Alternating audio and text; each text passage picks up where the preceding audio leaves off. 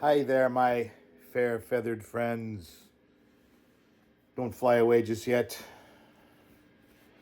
I'm having a Christmas drink. I don't want to tip it too much. I got some nutmeg on top of my eggnog. Yes, it's that time of year, of course. I don't even know how many days. I knew the other day how many days before Christmas, but now it's like it's getting closer. I always get Christmas Eve and Christmas Day. It's like, when's, it's Saturday, the 21st. So we got, today, tomorrow, the 22nd, and the 23rd, Monday. So like 4 days that you can do Christmas shopping. So 5 days till Christmas. Yeah, I guess that's how it's done. And 5 more days to, well, you probably got more. Enjoy some eggnog. One of my favorite drinks, yes, indeed. With brandy or rum. I think I prefer the rum. I'm not too sure.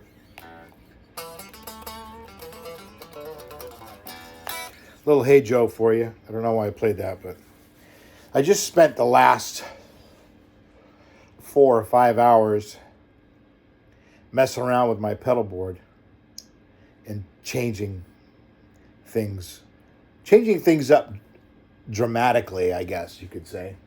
One, the first issue I had was it was noisy.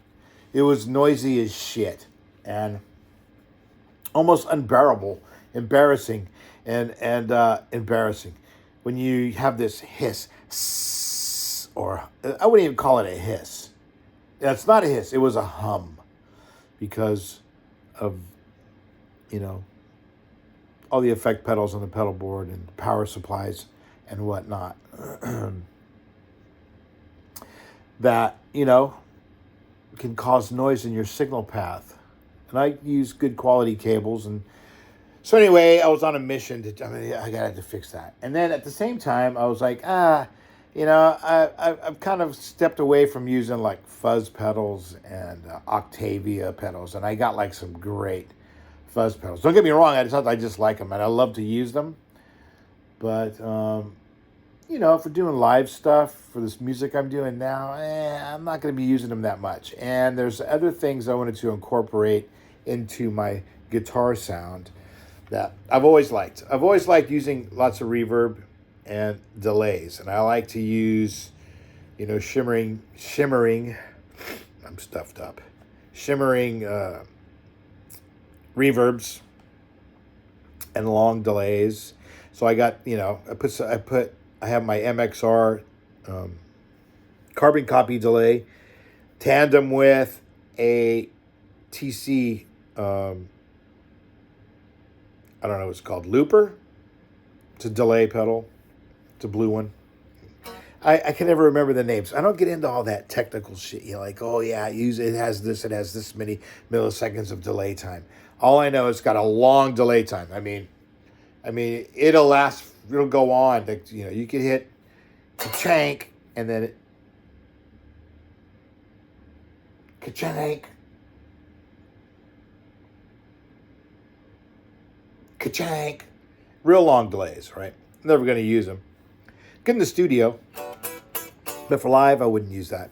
But anyway, it's got this other thing, this looper that I like, and I'm not much of a looper guy, but I'm going to try, since it's a 3-piece thing I'm doing, it's nice to have 2 guitars. I could probably, with the long delay times on that thing, I don't know what the loop time is. I got to play around with it, but I think I could probably loop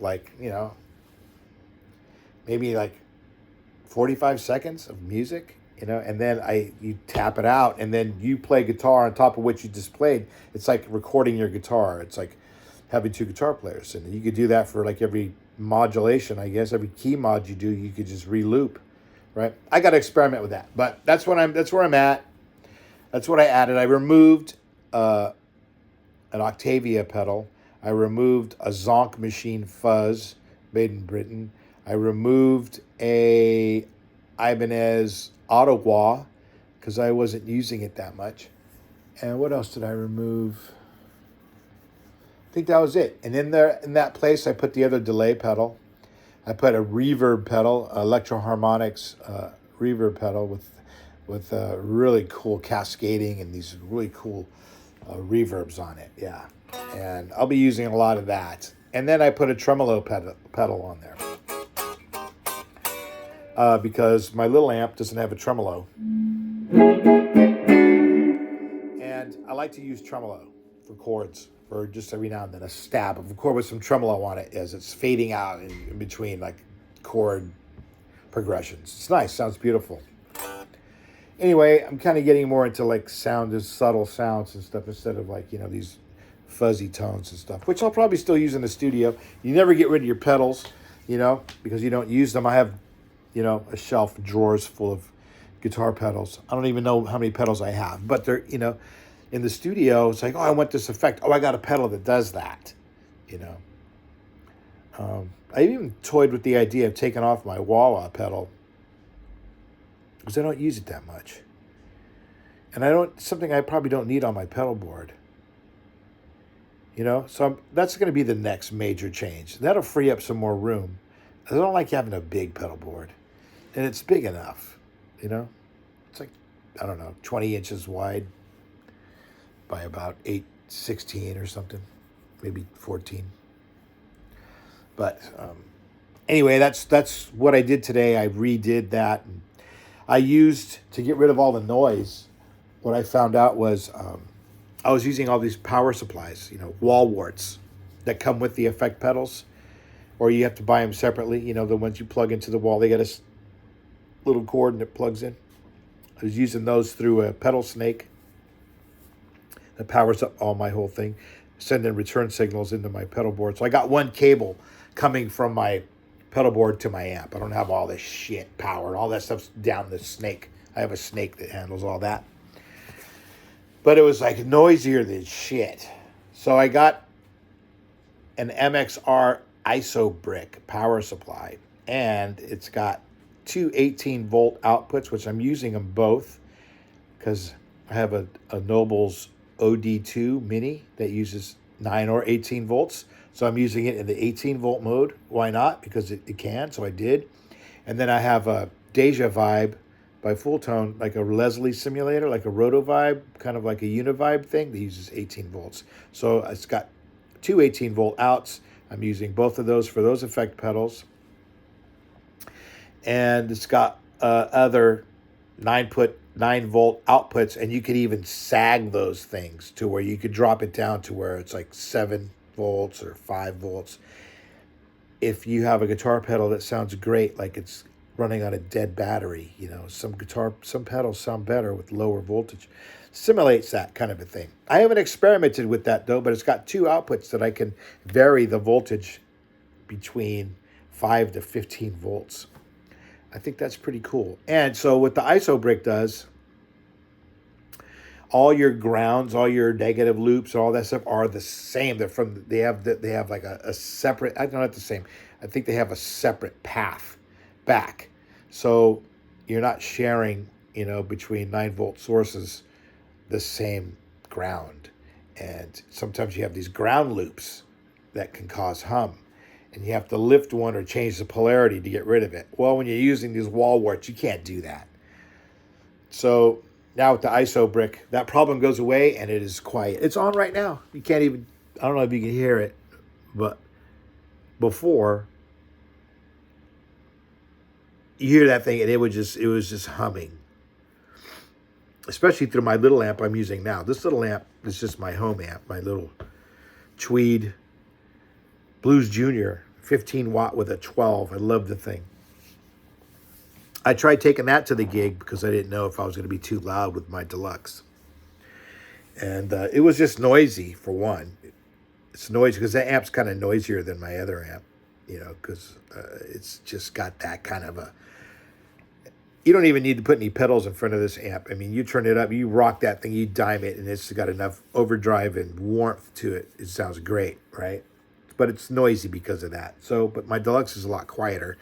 So this is going to be great for the gig tonight. I had problems with noise last time, and I brought both amps. I brought my deluxe last time too. So fortunately, I was able to change amps, get more volume, and it was quieter. So tonight I'm taking my other deluxe amp, Silverface Deluxe, and we'll try that bad boy out. Another thing I did today, boys and girls, Santa bought himself a new amplifier today. I bought a 1967 Blackface Pro Reverb. Yeah, I used to have one about 25 years ago. It was short-lived. I don't know why. It's a good amp. I bought another one. It's got two 12s, 40 watts. All tube, 1967 Blackface. I used to have a 1967 Deluxe Reverb that I used forever, and everybody loved the sound. They would ask me, what did you do to that amp? Did you modify that thing? Blah, blah, blah, woof, woof. No, man. I just put a new speaker in it, had a new filter caps put in, and just turned it up, man. And a lot of people bought Blackface Deluxe Reverbs after hearing mine. I know a few. And I've had offers for it. Hey, you want to sell that thing? Eventually, I did end up selling it. Like a fool. I've done foolish things with musical equipment over the years. I wish not to discuss at this time. But, so, I decided to rectify the situation by buying a 1967 Pro Reverb, which is like two deluxes instead of one. Almost double the wattage. Instead of one 12-inch speaker, it's going to have two. And I got a pretty decent price for it. I'm a big fan of Blackface amps, all of them. I wish I could own them all. Supers, Deluxes, Princetons, Champ. I used to have a Blackface Champ I was in love with. The only amp I really don't have any desire for in any rendo, maybe a Tweed Twin, but a Twin Reverb. Really loud. Those things are just too fucking loud and too clean. They just, it's a good, if you're playing pedal steel and you can put some EVs in there or some nice JBLs, you can have yourself a kick-ass pedal steel amp, man. Or if you're playing lap steel. But for playing guitar, Strats and Tellys, even a Les Paul, man, something a little smaller would serve you better. Hence the Pro Reverb or Super Reverb. I had two of those. Those are great amps. They got 4 10-inch speakers in them. It's pretty much it's a Pro Reverb with 4 10s instead of 2 12s. I think it's the same circuit, if I'm not mistaken. Same tube layout, same wattage. So, I think it's a Super Reverb with 2 12s instead of 4 10s. I could be wrong. I don't know. If I am, correct me, please. I don't mean to slurp, but, with all these ice cubes and stuff, sometimes that's what you got to do. So I got a gig tonight. I'm playing at Daisy's Saloon in San Juan Bautista at 9 o'clock. Playing 9 to midnight with the Dirty White Boy Band. That's it. And I had to get my pedal board done before that. Because I didn't want to go out there like some fucking goofball making all kinds of unnecessary noise. It's bad enough to sit through my guitar playing, let alone listen to my amps talking shit all night. So, yeah. And one thing about tonight's gig that I'm really not really happy with is that I have to detune down to E flat. It's kind of low. Like, here's normal. I don't know if you can hear that. And then it's a half step down.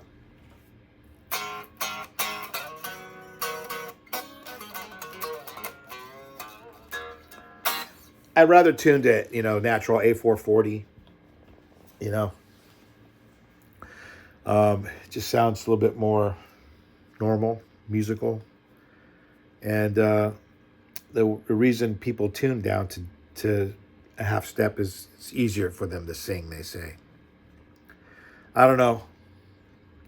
I'm singing the same shit in natural 440, A440 tuned guitars that I sang in half step down. I used to tune half step down all the time, thinking there was something magical there, but there really isn't. I don't see the advantage of tuning down a half step, albeit I'm not a great singer, I could use all the help I can get, but I never found the advantage of stepping down a half step. So there's that.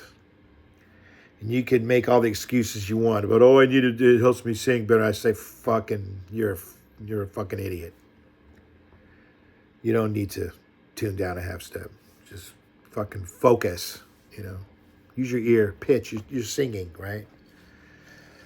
Do, re, mi, fa, sol, la, ti, do. Or bring it up a half step. Do, re, mi, do, re, mi.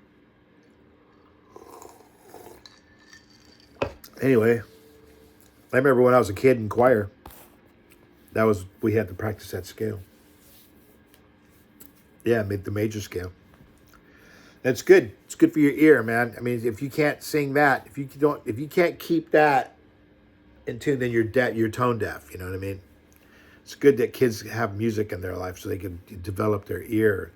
Learn how to differentiate between the notes. The little semi-quavers and quavers, whatever they call them, and all the little nuances, sharps and flats. Good stuff. So yeah, I'm excited about my new amp. I don't know when I'm going to get it. And the speakers have already been changed. That's why I got a good deal on it. They're not the original speakers. And not that the original speakers mean a whole lot of shit to me, I'm not an amp collector. I'm not buying it because it's a vintage amp. I'm buying it because I'm going to play the motherfucker. And I'm going to put speakers in it. I was going to change them out anyway if they were the original speakers because never was too keen on those original speakers that came in those things, I mean, it probably would have got me by, but like I said before, I'm a Celestion man. So I'm probably going to throw some Celestions in there. I don't know what models yet. I don't even know if I'm going to go to a 100 dB speaker or go stick with a 97. Maybe I'll throw a pair of 25 watt greenbacks in there. I think that's a good combo. Or if I put a set of vintage 30s in there, it's going to make the amp heavier, but it'll also make it louder. That'll also give it that syrupy sound that I like, where it sounds like the speaker's going to blow up. It's a great sound. God, that's a great sound. The best sounding amps are when they sound like they're just going to blow up on your ass. I mean, I had a set of G12H Celestions in my Deluxes. I used to run 2 Deluxes at the same time in stereo. These are 30 watt speakers. And they were brand new. And I used them for a while, maybe a month, 2 months. And one gig, I was playing up at Henfling's. God, I'm stuffed up. It's nuts. And I blew those things up. They just started frying. But before they took a shit, I had the just great guitar sound.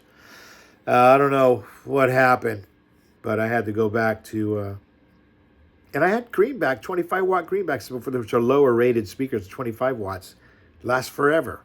I don't know why these G12 30-watt H's just decided to crap out. I still have them. I got to get them reconed. I don't know. But the Vintage 30 is the same speaker. But it's handles 60 watts. It's got a bigger voice coil. The voice coil can handle more wattage, but the cone is the same. The magnet weight is the same. It may be slight differences, but it's that Hendrix speaker. Hendrix liked the G12Hs. That's what was in his Marshall cabinets. Cream, I think back in the day they used them. Back in the early old Marshalls had those G12Hs. They were like bass. They were a bass guitar. If you had a 100-watt Marshall bass head and you bought the matching cabinet, you would have the G12Hs in there. They handle lower frequencies, which is good for guitar. You get a little bit more bottom end. And like I said before, they're 100 dB sensitive, so you get all the juices coming from the amp and the guitar. The guitar into the amp creates juice going to the speaker, which reaches the fruit of that, reaches your ears and gives you massive satisfactions as a guitar player and as a listener. So there's that. I suggest, if you want to hear some of that sound and talk to me more about it, you can talk to me at the gig tonight if you're around. I'll be using my Deluxe with a cream back H magnet Celestion, 100 dB sensitive. That amp rocks. So, and with my new pedal board, it's going to sound great. As long as I can remember the guitar parts of these songs, I have to go. I have to leave. I have to put my. I got a big mess to clean up still, and then I got to practice. I gotta work on some stuff that needs a little bit of work. Probably spend about an hour doing that, and then I could eat and relax, and then go to the gig. So till then, hopefully my sinuses clear up. Oh, it's awful, isn't it? I will talk to you later. Sayonara, children.